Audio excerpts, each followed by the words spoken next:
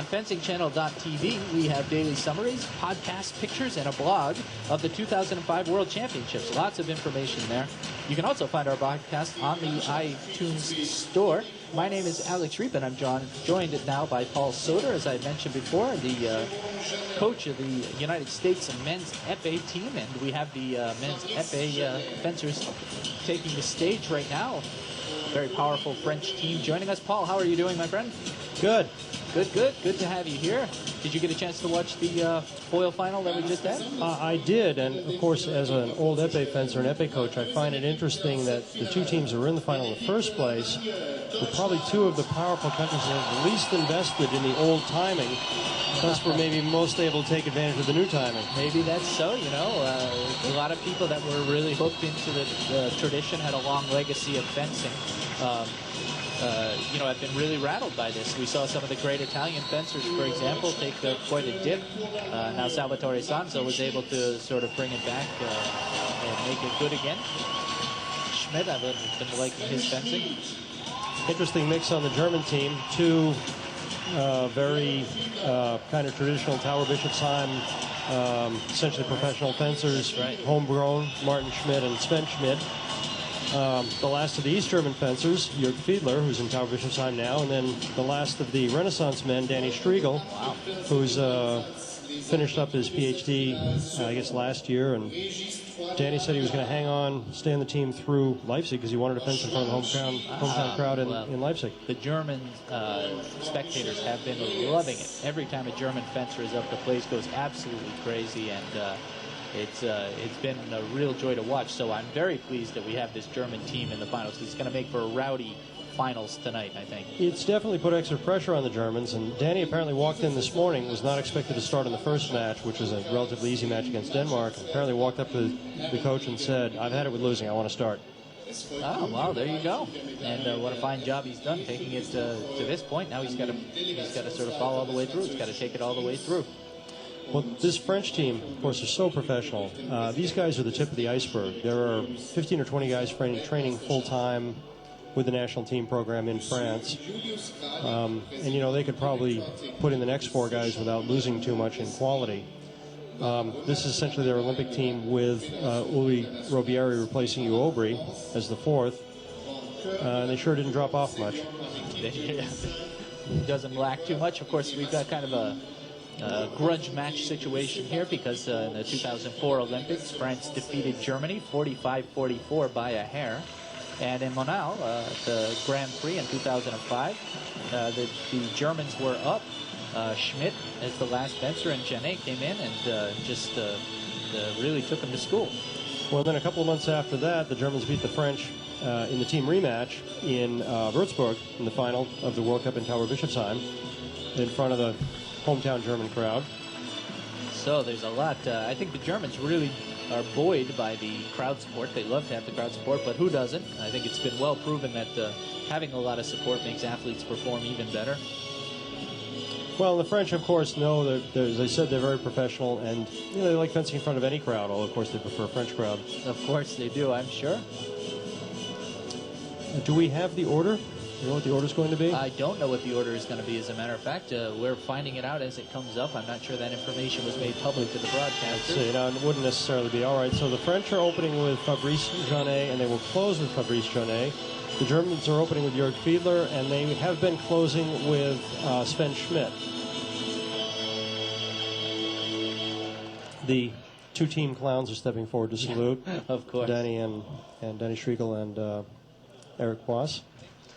Well, I'm sure you will hear a lot of noise from this German crowd as their team takes the center strip for the 2005 World Championship men's epee team gold medal bout. And been a very high level of sportsmanship at this World Championships. I've been noticing a lot of really good sportsmanship out there, honesty. In the finals the other night, we saw somebody acknowledging a touch, and saw somebody saying, "Oh no, I don't deserve to get this one." I was pretty amazed to see it. Well, that's become the norm. As the level has gotten higher and higher, so is the level of sportsmanship. And it's now really the exception rather than the rule for a fencer to take a touch knowingly that he hasn't earned or she hasn't earned. which is nice. You don't see that as much in other sports. It is, and certainly between these teams, there won't be any nonsense. They're rivals, but there's a high level of respect for each other. And the French have set the standard for the past 5 years or longer, 5 to 8 years, and they're the team that everyone wants to beat. And the Germans will, of course, the national styles are very different.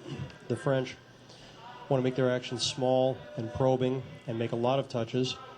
The Germans like to take the blade, like to have control of the blade, and have to suppress that against the French, and they know it. The Germans would like a low-scoring match, and the French would like every bout fenced out to 5. Well, certainly as we see Fabrice Genet take the strip, he is really known for his subtle movements and his quick hand and his kind of point control. He can kind of put the point where he wants to. He makes it very light and very loose. He doesn't like to have anyone control the blade. He'll slip off the blade as you try to grab it. One of the subtlest and most technical fencers in the world against one of the most patient. Jörg likes to pull down at the end of the strip, and Fabrice went right after him. Yeah, we see that. Didn't let him set up at all. That amazing hand control that he has. That he seems to be able to find the target very easily with a quick flick of the hand, and of course he's a tall fellow and a fast mover, of course. And a long arm, even for a tall guy. For a tall guy, he's French grip, holding it at the very end. At the very end, which a lot of people say compromises your point control, but in his case does not seem to be a deficit at all. Big hands and very strong, and practices. Right. Stands 6'4", as a matter of fact, 183 pounds. That's very tall and very thin. Fiedler's now that was the touch Fiedler wanted. Fiedler wanted to pull Genet and hit him on the top of the hand, and Fiedler essentially burst through Fiedler's counterattack. Well, the French, of course, prefer to fence in the middle of the strip, and the Germans would prefer to fence at one end or the other. And always on the edge. Nice. Paul, perhaps you can explain that to us. Why, given that they have 5-6 feet of width of a strip, do épée fencers like to stand on the very edge? Well, it's a mystery to me, Alex. In 25 years I fenced épée, I'd just as soon have the left hander in my 6 line, which meant fencing on the inside. And once again, Fiedler's just overpowered the trap that that Fiedler's trying to set. Genet has overpowered the trap. Yeah. Sorry. No, it's and certainly Genet is looking very strong. He's able. Wow, the reel came right off the stand there. The technical. That was a quick flash. Is going to pick that up, and Genet just has that ability to change tempo, and suddenly he's airborne. And Genet has been fleshing more. He's obviously been working on it this season. Well, he's fleshed more this World Championships than I've ever seen him flesh before. I agree. I've been saying the same thing. He's just in flight almost all the time. And quite a couple of different teams that we've got here. We've got Fabrice Genet, who is first in the world, up against Jörg Fiedler, who is 41st in the world. Fiedler was injured. I think he missed some World Cups because of that. He's normally ranked in the top 10 or 12. I don't know the details of it. But he's flailing now, and that's unusual for him. And he's so patient. Fabrice Genet making it look easy out there, which he has no right to do against a strong fencer like Jörg Fiedler. Well, the Germans want to keep the score low. This is not a good start. This is not a good start, and in épée, many times you won't even make the time will expire before we've made the level of points that we need to make. In this case, 5 points for the first round, but it looks like we'll probably pretty easily get to the 5-point cutoff before the time is expired. Fiedler's tempos are just so big. Genet just has plenty of time to pick his time. Is there a cooler fencer out there than Fabrice Genet? Well, normally that would be Jörg Fiedler, but it hasn't been in this bout. Well, that time it was sort of a role reversal. Fiedler pushed and Genet sprung his trap, and Fiedler hit him with the attack. That's right, on the upper arm, and you can hear the German crowd go crazy. They are dying for their man to get into the game. They are.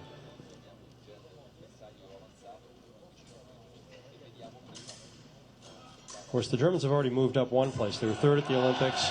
They're in the silver medal at least here. And that was actually quite an exchange there. Yeah, it was. And that's like foil. That's as pumped up as I've seen in Fabrice Genet this World Championship. So something tells me that the French really have an axe to grind, and they want to finish this one up. Of course, Fabrice Genet wanted that individual gold medal. And that magnificent bout with Pavel Kolobkov came so close. Doesn't want to leave another gold medal on the table tonight. I hope he doesn't. I certainly admire the man. I like watching him fence, actually, and I've got a lot of respect for this German team, but I certainly enjoy watching the French team fence. Well, you'd have to say the French were favorites going in, and that first bout did nothing to dispel that. That's right. That rumor has not been dispelled. Eric Boss here fencing, and he seems to run sort of hot and cold. He does. He the other three are essentially products of the French national system, and Eric Boss is a product of the old French fencing aristocracy. Of course, his father was gold medalist in Los Angeles. That's right. He's been fencing most of his life, and we say that he fences less like the French than any of the other French. You can see that. There was action very much on the blade, followed by a strong counterattack with opposition, as opposed to a counterattack with angulation. We've been having, Eric Boss's father sitting beside us in the next broadcast booth over, and we've been exchanging jokes and comments. Well, I'm sure that's been interesting, because he's quite a character. He's broadcasting for the French television and radio, and he is quite a character. I enjoy listening to him, but he is somehow absent right now. Something tells me maybe he's involved in something else. Okay, could well be. Now, Sven Schmidt is the coolest of the Germans consistently in team, which is why he closes. You see, that's what he wanted. He wanted to draw Boss out, make the big parry, and hit while going away. The Germans have worked very hard this season. Oh, and you can't got jammed. That was an enormous parry that he made. It was humongous. And it was Boss, like he was trying to control. I think, as you mentioned before, he was trying to keep the blade a little bit of prise de fer, like opposition, trying to hang on to it. And Boss simply rolls off the blade. Calmly stepped in. Yeah. Calmly stepped in, gave him the blade fair and square, and stepped in and hit him. Germans have worked a lot this season on big six and hitting on top of the hand as they go away. And Schmidt was trying to do that earlier, and it looked like he got carried away by his own preparation. Boss right now, number 15 in the world, up against Sven Schmidt, who is in fact number 10 in the world. And I think the Germans, as far as those rankings are concerned, I think the Germans are, that's the only time that they are higher ranked in the world standings against this French team. That wouldn't surprise me. Oh, second parry. And Schmidt took the blade and got his sixth parry. And Boss seated into Prime and stepped in, hit with the repost from the Prime. And Boss saying, "Please take my blade anytime, go for it." And absolutely. He's able to just roll with the parry. You mentioned that he's making seeding parries. That is, he's kind of using the parry to move his opponent's body into a position where he can hit it, and then simply rolling off and hitting it from there. For all you non-fencers out there, also for you non-fencers joining us tonight, we're fencing the epee, which is a point weapon only. Oh, second parry, missed the first repost, parried the remise in 4, and hit on the flank. And catches Boss flat-footed, absolutely in a leapfrog-like crouch, unable to move away from that. I was just going to point out that you'll see that Boss's footwork is different from the others. And that's essentially because his footwork was developed by his father, who has virtually identical footwork, had virtually identical. That's and the other three are the current French national training program products, and it shows why their footwork is different. Sometimes you wonder, there's a lot of great fencers that come out of legacies like that, and sometimes you wonder how miserable the fathers make the sons, or, vice versa. You just don't know. Oh, gorgeous timing on that. Perfect timing. Boss shows a little bit of a step back to convince Schmidt to commit to a little bit longer, and then Schmidt must right have telegraphed that. Let's see if we can see it on the replay. Oh, yeah. Yeah. Kind of wound up a little, and that was all it took. And Boss also moved the target out of the way. And a very commanding lead right now from the French team at 9-2. And again, we'll finish round 2 here, I think, on score rather than on time. Nice foot touch. Drums and horns of the German fans. Well, certainly Eric Boss has as good a foot touch as anyone in fencing. That's a nice way to break up his control of the actions. The French team also kind of a younger team generally than the German team. We've got the Germans are an old team. Yes. The youngest one is Martin Schmidt, 24 years old. I'm not sure is he in the lineup or is he the alternate? He would normally be the alternate. He's standing behind the box. Standing up, usually an indication that he's getting ready to fence. Could be.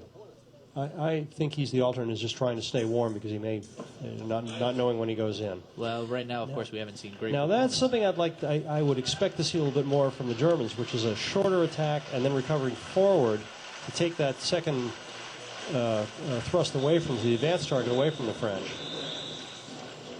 Easy to describe, hard to do. Right, sure. Armchair quarterbacking, as it were.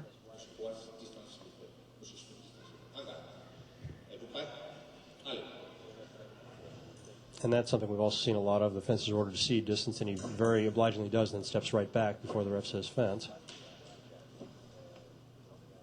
Now we're at the end. Schmidt wants a big commitment from Boss, and I don't know if he's going to get one. But he did. Yep. And the commitment was in touch. Boss has a tremendous amount of style, and you either love him or hate him, I think. I don't think there's anybody that's in between. The Frenchers totally dominated the distance in this. And that's gorgeous fencing. It was just gorgeous fencing. The touch was wonderful. And here we are at the end of the second period with a score of 10-3. And that is Martin Schmidt. Coming up, Martin Schmidt is fencing. Schmidt, the youngest of the German team. Danny Striegel is sitting out. I would expect him to be substituted in at some point. Yeah, I would think that with this kind of deficit, we would have seen Striegel come out, but maybe the Germans know something we don't know about Striegel's fitness or about Schmidt's confidence and ability here. Certainly, if you want to get the blade, Martin Schmidt will stand there, will establish distance and parry until he has the blade. So he's number 21 in the world, Martin Schmidt, as a matter of fact. No slouch. You don't get there just coasting, that's for sure. That's for sure. And Jérôme Janet, although he's been in the shadow of his younger brother, is also excellent team fencer. And they have used him on the team at times when he has not been in the top of the French rankings because they have such confidence in him. I'm trying to recall whether or not in Monal I think they might have used him, and I think Fabrice. Oh, and a late touch. Late touch. Early halt, late touch. Went with the action instead of the halt. And the referee correct to still award that touch? The action had begun before the halt had been called? What do you think, Paul? I like to let him fence. I like to let him fence too, yeah. Yeah. Most Epee referees are the same mind, and most Epee referees are former Epee fencers themselves. Can't recognize the referee from here. Just trying to get a good look at him myself, and they announced him at the beginning. Of course, I was blathering on there, so I didn't pay attention.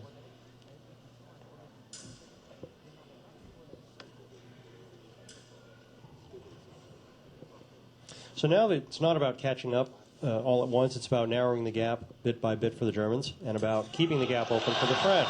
Now see, he got a very firm extension, very firm thrust from Janet, and that gave him something to work with on the blade. Quick opposition right through the blade. But you could see he getting the hard thrust that made it work. He took the blade in 8, controlled it up to the high line, and Janet, you could see, was in the middle of trying to roll it off, trying to roll off the parry, but that's the thing, having control like that on behalf of Schmidt. It's tough to roll away from those when they're performed properly. And that change of tempo, the really strong thrust with the arm, difficult to get away with. Don't forget where we are brought to you. I'll pause for a second because I'm fascinated by the fencing. Well, that just shows how athletic the fencing has become. I mean, that was spectacular. That was something to see. That was spectacular. Both of them kept the action in front of them. Both of them kept the blade in front of them. Neither allowed the distance to collapse beyond the point that he could control. That was a spectacular non-touch. One of the best non-touches you're going to see all day. And these are two of the hardest working fencers in hard working programs. Some question as to whether the device... One of the machines on. Yeah, Schmidt's weapon works, and Janet's weapon works. Well, we definitely saw Schmidt's weapon bend against Janet. Now, sometimes that can happen where the point is... it drops down, and as you bring it up, it's actually sideways against the target rather than straight on, but it doesn't make the Epee fencers feel any good about the confidence in the machinery. So Schmidt is saying, Schmidt wants to change this over. Wants to change. It's amazing what happens sometimes. I once saw Folger Fischer try to hit 3 straight times. His weapon worked perfectly, changed weapons, went back to the same action, and hit 3 straight times with it. It was just the difference in the spring. Yeah, very often that can be it, or just the difference in your confidence in the weapon. That could be too. Don't forget, we're brought to you by the World Championship Sports Network, the home of world champions, WCSN.com, in cooperation with Fencing Pictures at fencingpictures.tv and Fencing Channel at fencingchannel.com. Listen to the enthusiasm of the German crowd as they cheer on the young Martin Schmidt, 24 years old, as a matter of fact, by far the youngest player. Oh, no, I shouldn't say that. In fact, the French youngest player on the German team. Is Yuli Robieri, just yeah, a couple years younger. 23 years old, actually, a year younger. So that was a double touch. The French would be perfectly happy to have 34 more double touches now. Oh, the sure. Germans would like to avoid them. And the French could double touch their way out of this tournament, which walk they do away very well. as world champions. Oh, now that was a sweet parry. Caught him right on the guard. Showed the blade, got the extension, picked the extension up on the guard, and reposted. Look at this. Oh, how strong these fencers are, how those blades whip around. And he is psyched, and one of the things athletes will do, they are excited to score the touches, but of course, a lot of times they try to get themselves jazzed up, really get themselves excited to fence, build their confidence a little bit. It's important, especially important for Martin Schmidt. He's a very calm person, and you have to control your arousal levels. And there it is again. So he wants his arousal level higher. Once again, he got a firm, hard extension from Jeannet.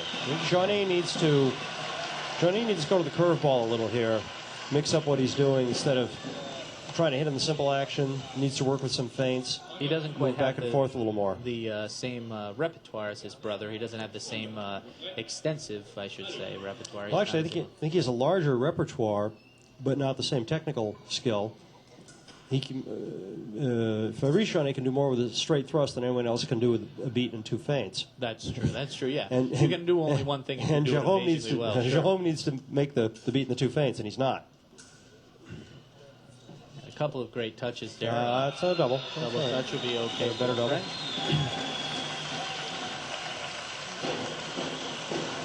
I mean, Schmidt's narrowed the gap to 3 touches now in the third bout. He's done his job. If he can make more touches, that's fine. But the main thing is to get. See, that was what he should avoid. Just wasteful. Yeah, but that was a beautiful response on Jeannet's part. It was actually a very similar action to the one that we had before, where Schmidt made that flick over the back. In this case, the flick is to the shoulder. But Schmidt making the flesh, coming up short and deciding to try to run it out a little bit, which is very ill-advised. That's right. And giving the hard extension first. And this bout's been decided by whoever's cracked and made the hard extension has generally been hit.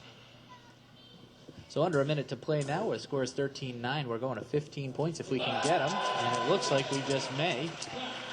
Well, the French kind of steamrolling right now. They've been comfortably in command, if I can steal that line. I think so. Schmidt maybe got a little too excited. And you'll note that Jeannet's been a good adjustment. He's been moving backwards, starting to move forward, drawing the extension and working off of that. Made the last 2 touches that way.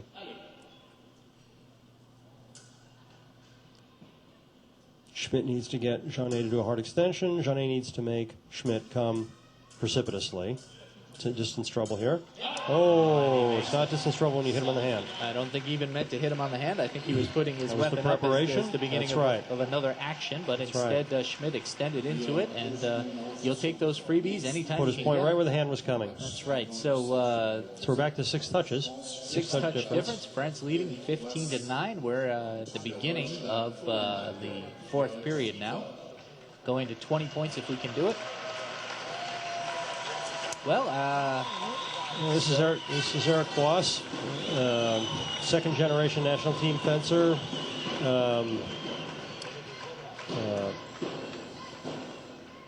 Quite an accomplished individual. He is a candidate for athletes representative to the FIE. Been doing a little bit of electioneering this week, but mostly fencing. And Jörg Fiedler, who comes from near Leipzig. I can't remember the name of the town. But he grew up right around here. And he actually fenced for the Leipzig Fencing Club before the wall came down. Puts a little extra pressure on him. Fantastic amount of history in this part of Germany, of course.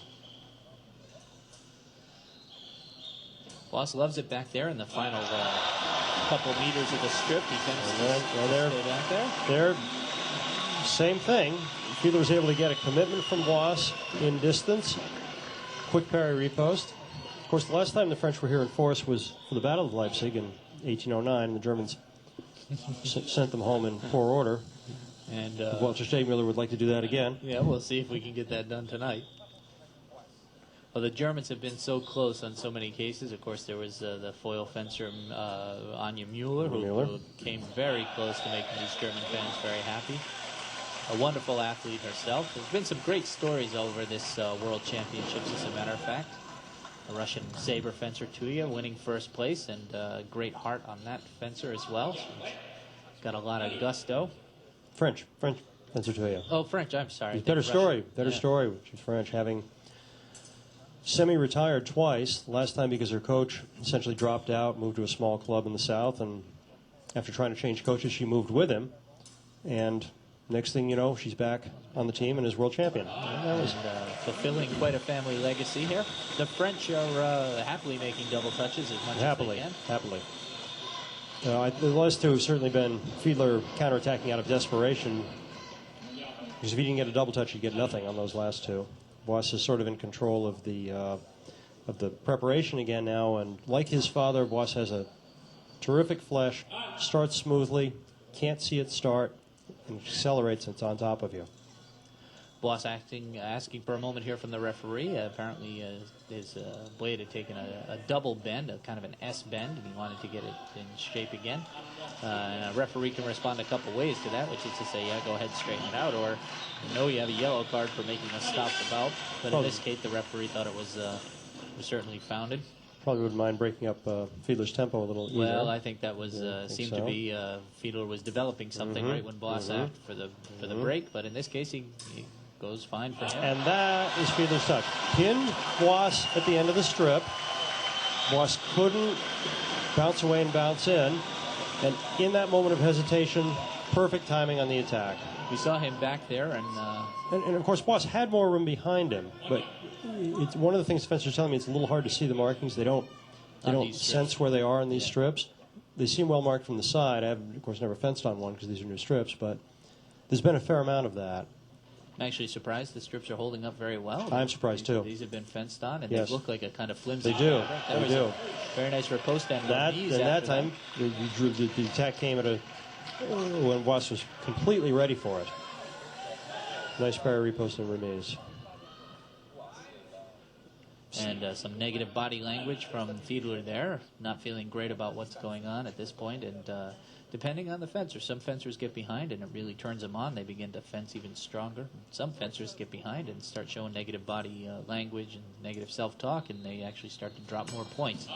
Double touch again, happy double touch for France, not such a happy double touch for Germany. Germany still lagging behind by 5 points. Well, despite his solemn demeanor, Jörg Fiedler loves defense.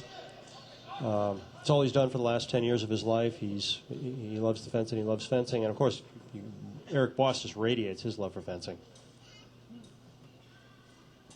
Fiedler apparently a big soccer fan as well. He's playing soccer. Oh!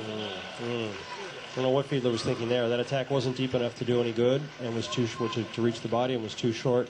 Was too deep to reach the hand, and Boss just pulled a little distance and counterattacked. A little bit wasteful. Now, men's epee, of course, is a physical game, but are you surprised that we've been making each of our point requirements for each round? We're at 20 points now, and going on to the next round. The French, obviously, as I said at the beginning, the French wanted to do that. The Germans didn't. Having won the first bout by the lopsided margin, the French have been able to force the Germans to fence out the 5 touches. Now the Germans have to, because they have to try to catch up. Martin Schmidt and Fabrice Jaunet is a difficult bout to visualize in advance because they just want such different things. Jaunet wants to roll through Schmidt's defenses, and Schmidt wants to catch Jaunet in those defenses. Both these men about the same age. Martin Schmidt, 24 years old, and Fabrice Jaunet, 25 years old. Speaking of hobby, Genet's a fisherman, likes to go fishing, and that's a good patient exercise for an epee fencer. It is. I suppose he just ties a line on the end of his epee and holds it by the pommel. It could be. Practices with the hook. Practices his point control, sure. Perfect Jeannet touch there, drawing something in a distance where Jeannet can reach the opponent can't reach Jeannet. Jeannet, the individual silver medalist, as you were mentioning earlier, Paul. Second time in 3 years he's been the individual silver medalist to Pavel Kolobkov. Double touch is happy. Second time in 4 years, sorry. It's all right. The one time Jeannet won the individual gold medal was the time the Russians missed the airplane. Kolobkov didn't make the tournament. That's got a rankle.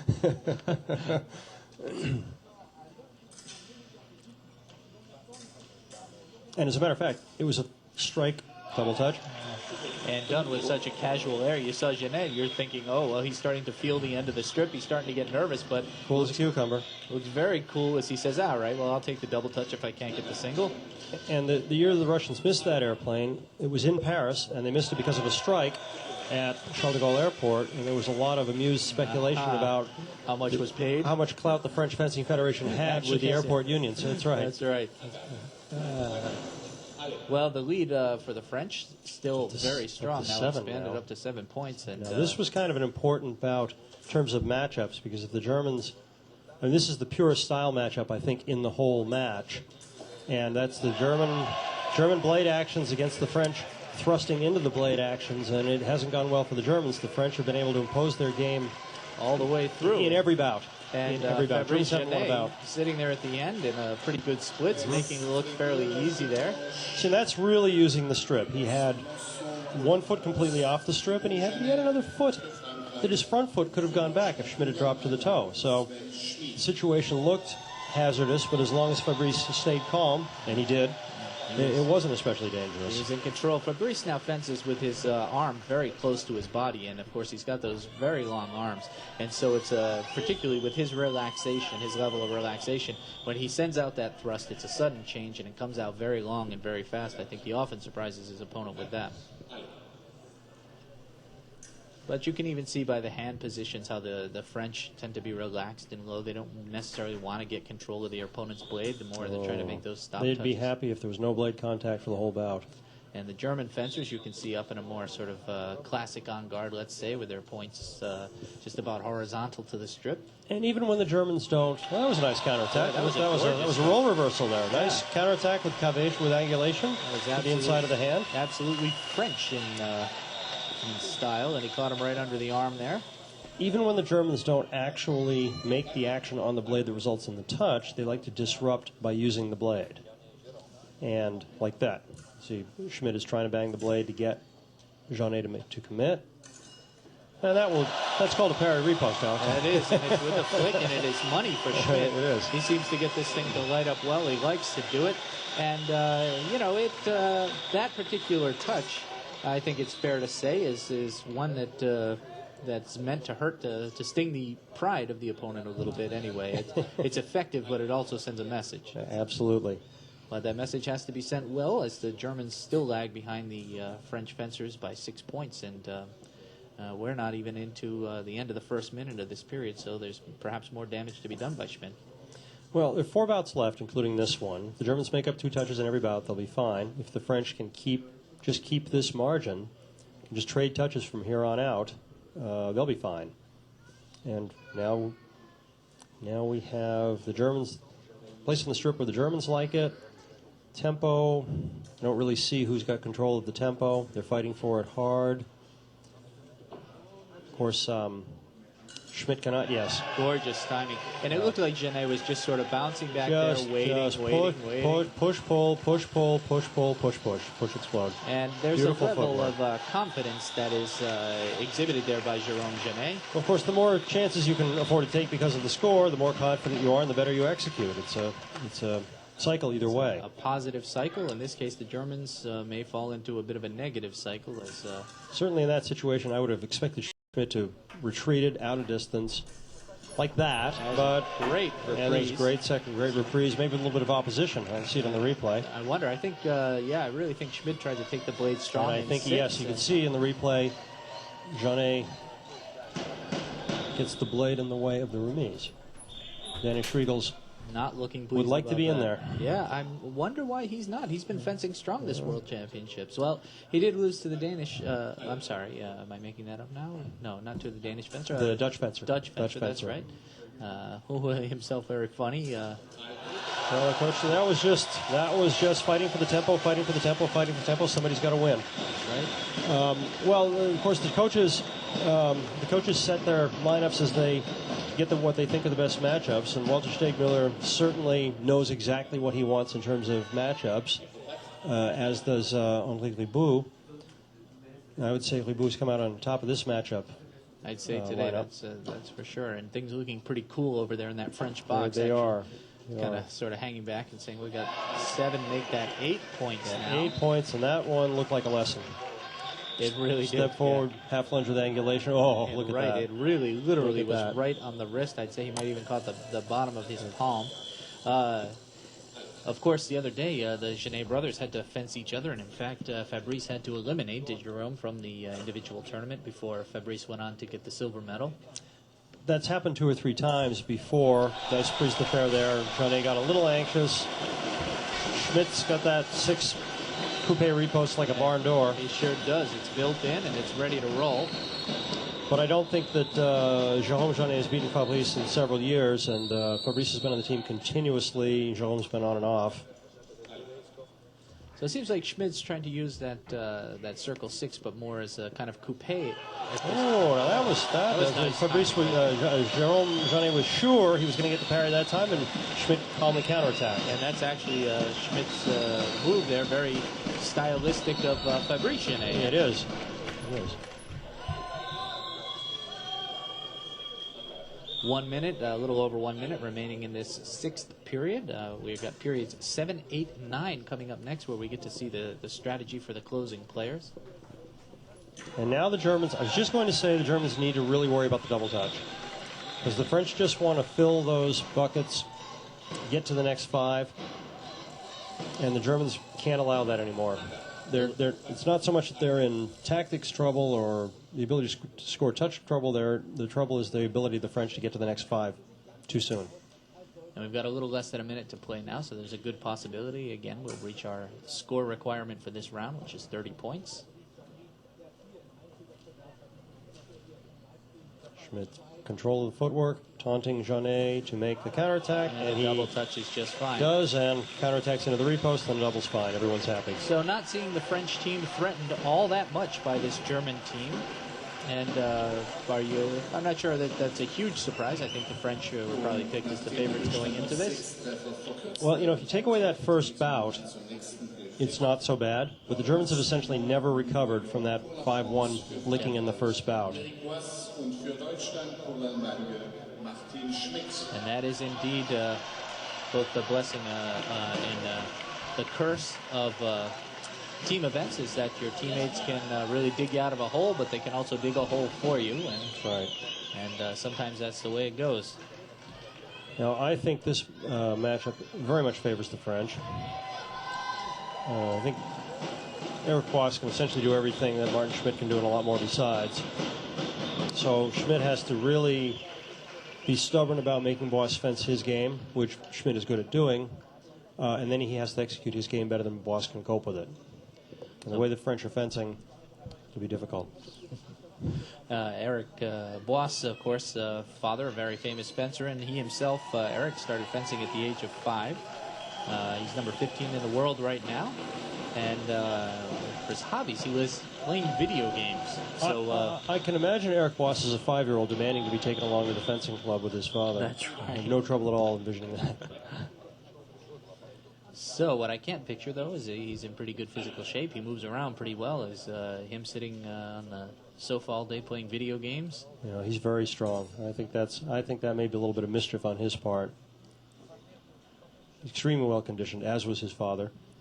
And he's got a bit of attitude out there on the He strip. does. Every now and again, you'll see him throw up some stuff just to have a little bit of style. He's mischievous and lighthearted. And he can parry request. That has been gorgeous for him. He's used that several times today. He's got a great hand there. drops that point down, put the repost low in the stomach where it's hard to make the counter parry. Also manages to slide Schmidt's blade down to the forte of Boss's blade so that he can take good control and then angulating toward the target just all the way with opposition. German fans doing their level best to get their fencers into the match, but a little lackluster so far from the German team. Can't quite use that drum to break the French syncopation. That's right. And look at an air touch there, phantom touch that obviously did not hit. Not even Boss believes that it hit. There's a ghost in the system somewhere. Every now and again in fencing, we'll have these technical issues that come up. Boss could have, if he had been less of a sportsman, make it look as though he had earned that touch, and certainly lesser sportsmen have done things like that. In this case, Boss doesn't want one he doesn't earn. I don't think it ever entered his mind. And choose your weapon, sir. Take the one that has some touches in it. So I'll go for the 9-iron. This seems to be... That's right. There we are. Don't forget, we're going to be making broadcasts all week on our website, so please join us at WCSN.com to see fencing live from Leipzig, Germany. On fencingchannel.tv, we have daily summaries, podcasts, pictures, and a blog of the 2005 World Championships. You can also find our podcast on the iTunes store. Order seems to have been restored here. Martin Schmidt seemed to be preparing something before that occurred, and he's picked right back up where he left off. I think it's sometimes you can read into it a little bit, but to me it looks as though the French fencer's posture is getting looser and looser, while the German posture is getting tighter and tighter. The Germans can't crack that distance and tempo. They set up the touch they wanted at the very last minute. The French jammed the distance and hit on the counterattack. And surprisingly calm over in the German bullpen there. They're just sort of hanging out and watching. I would think we'd be hearing a lot more advice from the coaches and a lot more passion from the coaches. Well, they're pros, and really the only advice that Walter Stegmüller could give at this point is do it better. They're making the right approach. They're trying to do the right things.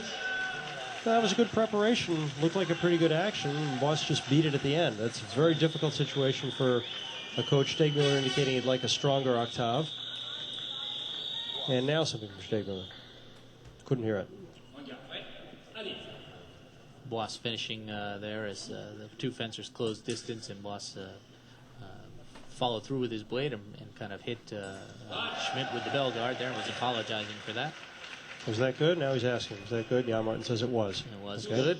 And again, good sportsmanship. Ladies and gentlemen. Yep. That's when fencing coaches are telling you that fencing is a game of honor and sportsmanship and will do wonder for your children.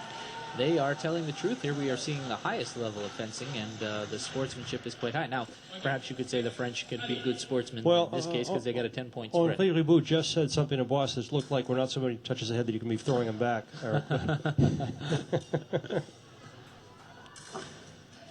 Was he on the strip? Was he on the strip? No, he was off the strip. Step back, started to step back, went off the strip with one foot, and then hit. The referees are calling that very tightly at this World Championships, and it's a lot easier for them to see because of these new strips with the extra grounded space. That's right. Used to be before that there was a tape running down the side of a strip or an ungrounded area that was the sort of runoff on the sides, and made it harder for several reasons.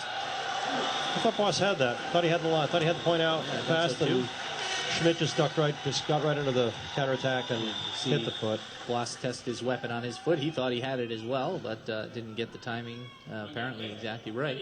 I don't like the 1 foot off rule. I thought that last action was part of the continuous fencing, and nothing was. And counterattack in tempo by Schmidt, who all of a sudden has turned into a Frenchman. That's right. Yeah, the 1 foot off rule, I think for a while they were trying to just say, okay, check to see if it's systematic, if the opponent's doing it whenever he's in trouble. Yes. But again, I think right now the FIE heading in the direction of trying to take some of the,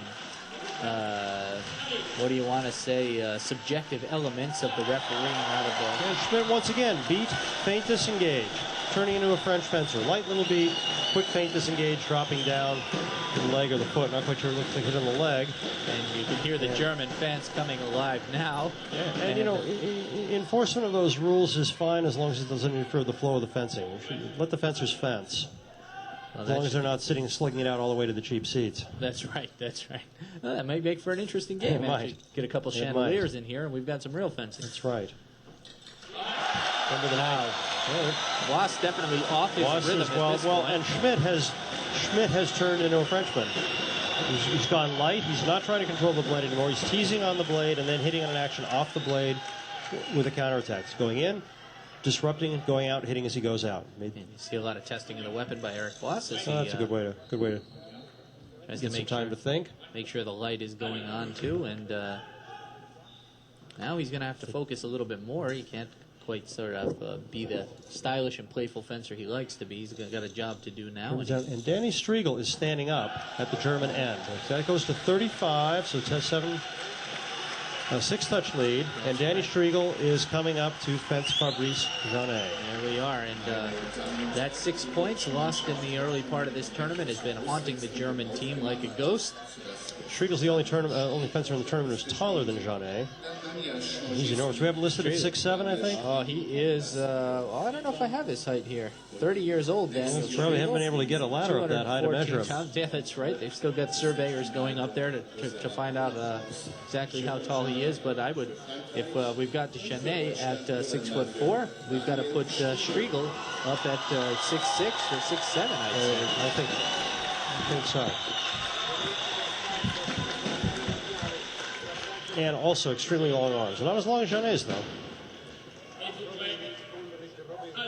Striegel has a reputation of being one of the smartest fencers. And look at that. Got exactly what he wanted. Jeannet let him have it and hit him.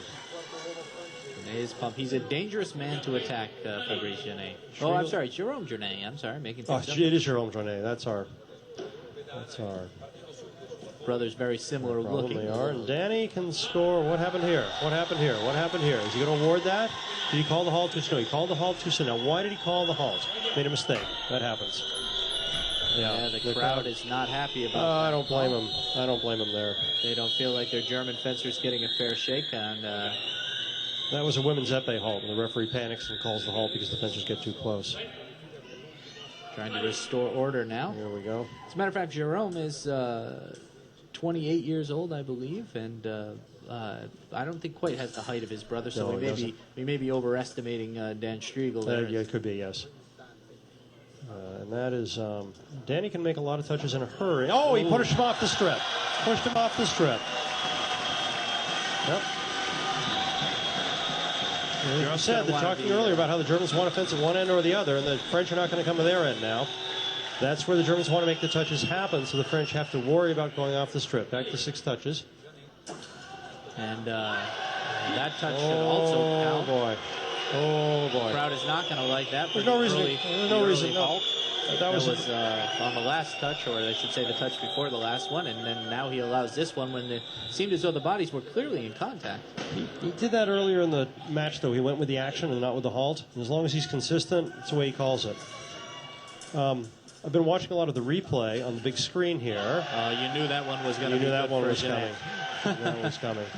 You knew that was going to. Striegel's a bit of a freight train here. He is. He's good at rushing the action, but rushing the opponent. But Jeannet is quite calm and is not getting excited. Up to 8 touches now. 8-touch difference is an awful lot. Hard to overcome, and in fact, we're in this. What a gorgeous touch! What a gorgeous touch! Absolute relaxation. Calm, not responding to the provocation on the preparation at all. Going straight in. And we are in the second to last period, as a matter of fact. The Germans, if they're going to make this happen, they've got to start to show us the magic. We got a little over 2 minutes left to fence in this period, and 3 minutes in the next one. And he keeps stuck again in that frame. Great deal of style in that fencer, Jerome Jeannet. There is. Very impressive. And you can see in the replay once again. It's been impressive this week as I've watched the replays on the big screen being here live in the hall. That's right. How the replays have shown just how good the referees have been. Refereeing has been excellent. It has been excellent. There's certainly been some mistakes, but there have been especially in the finals. Refereeing has been excellent. Well, of course, we're brought to you by the World Championship Sports Network, the home of world champions, WCSN.com, in cooperation with Fencing Pictures at fencingpictures.tv and Fencing Channel at fencingchannel.com. My name's Alex Reep out here in Leipzig, Germany, where I'm joined by Paul Soter, U.S. men's epee coach. And we're enjoying some fabulous fencing here. And even though it's not a close match, the fencing has been gorgeous to watch. Been gorgeous. I think the French team is probably having what would be considered an outstanding performance here. With the exception of that little moment of indecision, I'd say, but on the part of Eric Boss, there really hasn't been too much to complain about from the French side. Fabrice Genet certainly went to where Schmidt wasn't on that last one. Schmidt was taking all high line, and Genet gave him a little blade and dropped to the leg. Even the surprise flesh not going to mean anything. That wasn't a good action. Schmidt didn't do anything to get Genet out of position or to get a reaction from Genet that Genet didn't want to do. So and I know he's in time trouble, but he has to do a little bit of preparation anyhow. Seems that the Germans this is better. Coming out awfully fast, though. Each of they seem to be rushing. I could be wrong, but they are... Second or third time that Genet has caught Schmidt. Schmidt has been caught inside. Of course, the French timing's been exquisite. Well, Fabrice Genet may make me change my mind regarding that French grip, way he's holding the grip by the pommel. He certainly makes it look good. Well, if you use it right, and he does, it's a great way to do it.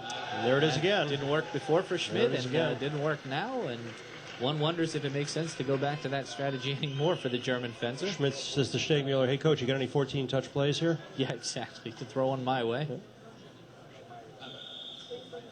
And I don't think Bout has not had to say much during the match for France. No, indeed. And that's it. Double touch.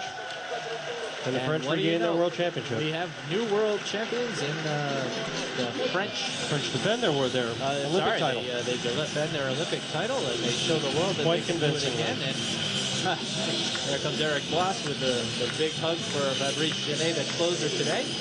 France is the goal.